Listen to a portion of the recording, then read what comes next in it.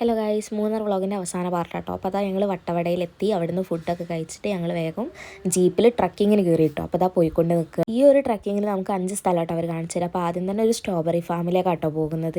Strawberry ഉണ്ടായതൊക്കെ ചെറുതാട്ടോ, അതുകൊണ്ട് തന്നെ ഈ ഫാമിലി അങ്ങനെ സ്ട്രോബെറി ഒന്നും ഇല്ലായിരുന്നു. പിന്നെ കുഞ്ഞിച്ചക്കൻ ഡ്രൈവറായിട്ട് നല്ല കമ്പനി ആയിരുന്നു കേട്ടോ. അവന് വണ്ടി ഓടിക്കാൻ വേണ്ടിയിട്ടുള്ള കളിയായിരുന്നു. പിന്നെ കൊണ്ടുപോയത് ഒരു വ്യൂ പോയിന്റിലാട്ടോ. അവിടുന്ന് കുറച്ച് കാര്യങ്ങളൊക്കെ ഗൈഡ് പറഞ്ഞു തന്നു. പിന്നെയും പോയത് ഒരു സ്ട്രോബെറി ഫാമിലേക്ക് തന്നെയായിരുന്നു കേട്ടോ. അത് മുന്നേ കണ്ട ഫാം പോലെയല്ല കേട്ടോ. അവിടെ ഫുൾ സ്ട്രോബെറി ആണുള്ളത്. സ്ട്രോബെറി നല്ലോണം ഉണ്ടായിട്ടുണ്ട്. അതൊക്കെ ഒരു കവർ കൊണ്ട് നല്ല രീതിയിൽ പ്രൊട്ടക്റ്റ് ചെയ്ത് വെച്ചിട്ടുണ്ട്. അത് കഴിഞ്ഞ് പോയത് ഒരു വെള്ളച്ചാട്ടം കാണാൻ വേണ്ടിയിട്ടാട്ടോ. ഇതിലെ പോകുന്ന വഴികളൊക്കെ അടിപൊളിയാട്ടോ. പിന്നെ അത് മെല്ലെ മെല്ലെ ഓരോരുത്തരായിട്ട് ഇറങ്ങുന്നുണ്ട് കേട്ടോ. അഥവായിട്ടും കാലെട്ടി പോയാൽ നേരെ താഴേക്കാട്ടോ നമ്മൾ വീഴുക. 2 സൈഡിലും കാടാണ്, അതിൻ്റെ നടുവ് കൂടെയാണ് നമ്മൾ പോകേണ്ടത്. അപ്പോൾ അതാ വെള്ളച്ചാട്ടം കണ്ടിട്ടോ നിങ്ങൾ.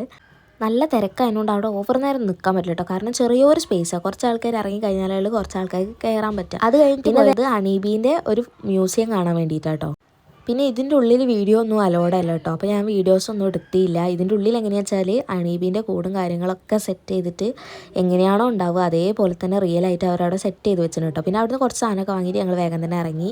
പിന്നെ ഞങ്ങൾ അവിടുന്ന് തന്നെ ചായ കുടിക്കാൻ കയറി കേട്ടോ. പൊറാട്ടയും ബീഫായിരുന്നു കേട്ടോ ഞങ്ങൾ വാങ്ങിയത്. ഈ ബീഫ് കറി ഒരു വസ്തുവിന് പറ്റൂല ഗൈസ്. അത്രയും മോശം എന്ന് പറഞ്ഞാൽ അത്രയും മോശമാണ്.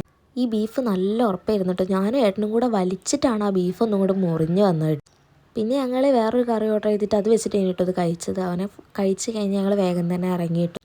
പുറത്ത് നല്ല മഴ ഉണ്ടായിരുന്നു കേട്ടോ. പിന്നെ ഒന്ന് ഉറങ്ങി എണീച്ചപ്പോഴത്തേക്കും തന്നെ കോഴിക്കോട് എത്തി. അപ്പോൾ മൂന്നാർ വ്ളോഗ് ഇവിടെ അവസാനിച്ചു കേട്ടോ. Bye bye.